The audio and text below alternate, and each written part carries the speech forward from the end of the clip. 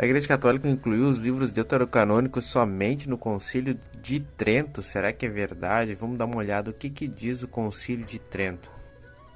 O argumento seria de que os livros Tobias, Judite, 1 Macabeus, 2 Macabeus, Sabedoria de Salomão, Eclesiástico e Baruque teriam sido incluídos somente no Concílio de Trento, lá em 1546. Vamos ver o que o Concílio de Trento diz a respeito disso. Na seção 4, o concílio diz o seguinte: os livros sagrados e as tradições dos apóstolos. O Sacrosanto Concílio Ecumênico e Geral de Trento, reunido legitimamente no Espírito Santo e com a presidência dos mesmos três legados da Sé Apostólica, tendo sempre isto, aí cita aqui: sejam ditos pelo Espírito Santo e conservadas por sucessão contínua na Igreja Católica, e para que não surja dúvida a alguém a respeito dos livros que são aceitos pelo mesmo concílio, resolveu ele ajuntar a este decreto o índice dos livros sagrados. São, portanto, a seguir do Antigo Testamento, 5 de Moisés, a saber, Gênesis, Êxodo, Levítico, Números, Deuteronômio, Juízes, Josué, Ruth, os 4 dos reis, os 2 Paralipomenos, o primeiro de Esdra, o segundo, que se chama Neemias, Tobias, Judite, Esther, Jó, o Saltério de Davi, com 150 salmos, os Provérbios, o Eclesiastes, o Cântico dos Cânticos, Sabedoria, Eclesiástico, Isaías, Jeremias, com Baruque, Ezequiel, Daniel, os 12 profetas menores, isto é, Oséias, Joel, Amós, Abdias, Jonas, Miqueias, Naum, Abacuc, Sofonias, Ageu, Zacarias, Malaquias, o primeiro e o segundo dos Macabeus.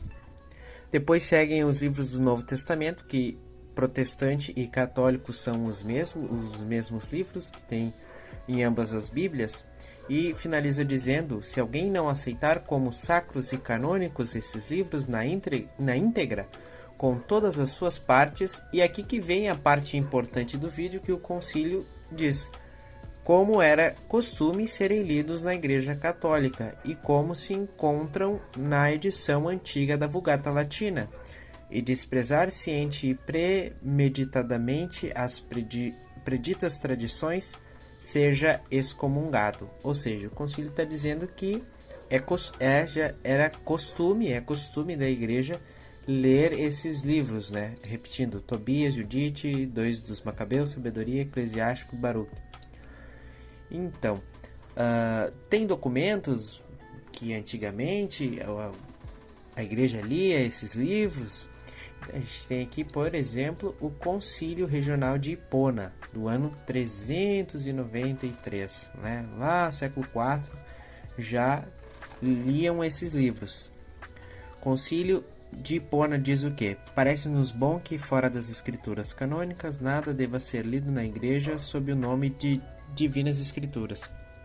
E as escrituras canônicas são as seguintes: Gênesis, Êxodo, Levítico, Números, Deuteronômio, Josué, Juízes, Ruth, 4 livros dos reinos, 2 livros dos Paralipomenos, Jó, Saltério de Davi, 5 livros de Salomão, 12 livros dos profetas, Isaías, Jeremias, Daniel, Ezequiel, aí tá ali Tobias, né, que é um deuterocanônico, Judite, Esther, 2 livros de Esdras e 2 livros dos Macabeus. Ou seja, já lá no ano 393 era um costume ler. E temos aqui mais outro documento que eu peguei do livro do Compêndio do Cânon Bíblico, que eu já usei aqui no canal, do Valdecir Gonzaga, que tem mais documento ainda a respeito disso.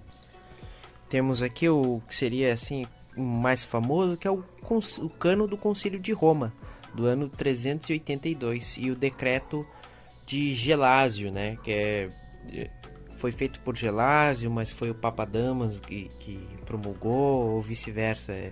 Tem essa disparidade aí, mas é tanto o decreto de Gelásio como do Papa Damaso também, que é o mesmo decreto, né? Nesse decreto já constam lá os livros, vou ler um pedaço dele para vocês. Agora se deve tratar da escritura divina que a Igreja Católica Universal recebe daquilo que deve ser evitado.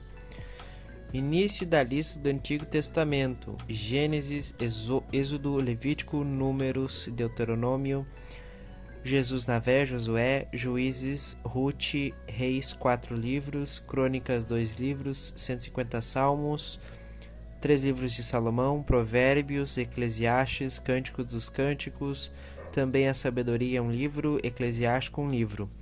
Também a lista dos profetas, Isaías, Jeremias, com Sinote, Baruque, isto é, suas lamentações, Ezequiel, Daniel, Oséias, Amós, Miqueias, Joel, Abdias, Jonas, Naum, Abacuque, Sofonias, Ageu, Zacarias, Malaquias. Também os livros históricos, Jó, Tobias, Esdras, 2 livros, Esther, Judite, Macabeus, 2 livros. E depois consta a lista do Novo Testamento, que não é o foco do vídeo de hoje. Mas por final do documento, ele diz assim: os restantes escritos que foram compilados ou reconhecidos por hereges ou cismáticos, a Igreja Romana Católica e Apostólica de forma alguma os recebe. Destes nós cremos que poucos foram proferidos para a venerada memória e que devem ser evitados pelos católicos. E tudo o que os discípulos de heresias dos hereges ou cismáticos, cujos nomes ainda são preservados, ensinados ou compilados, nós declaramos que não seja simplesmente rejeitado, mas excluído de toda a Igreja Católica e Apostólica Romana, e seus autores e seus aderentes sejam condenados no vínculo de anátema para sempre, ou seja, excomungado.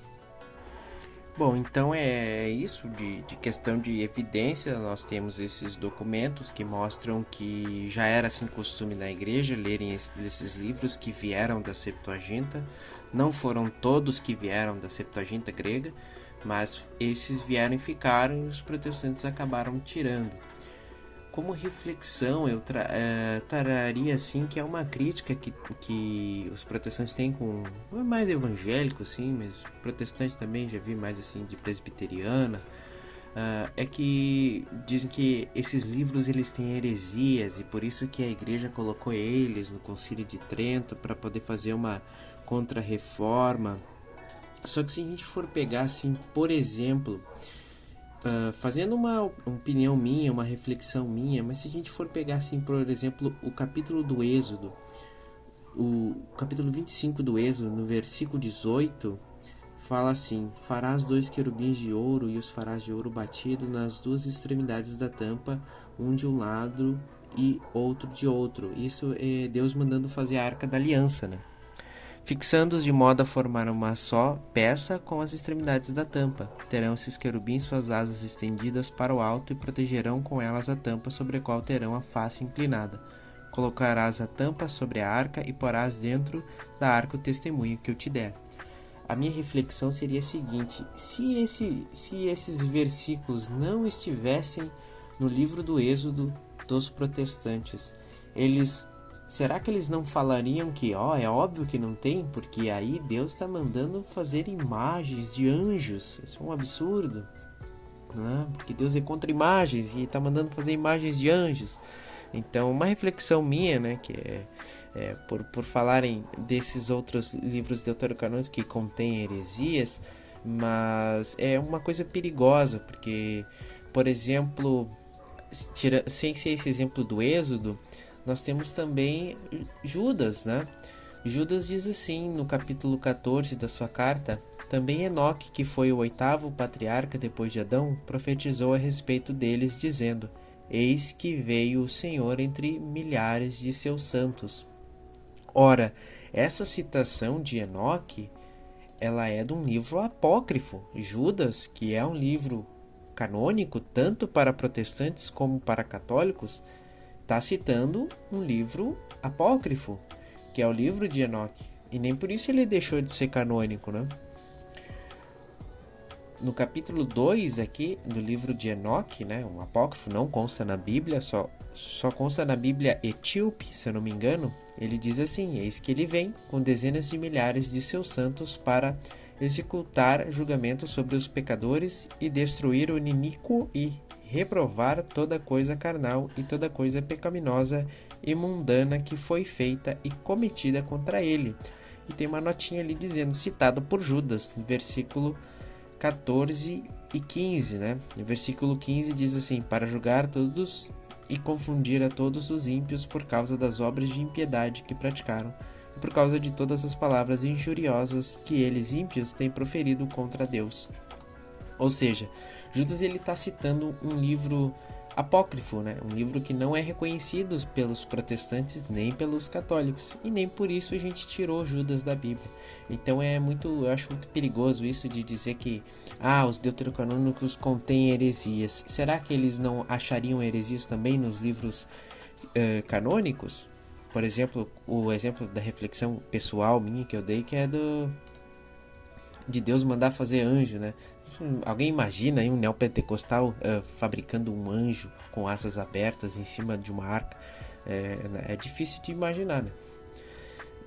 E é isso, então. Eu acho que são essas as reflexões que eu queria dar.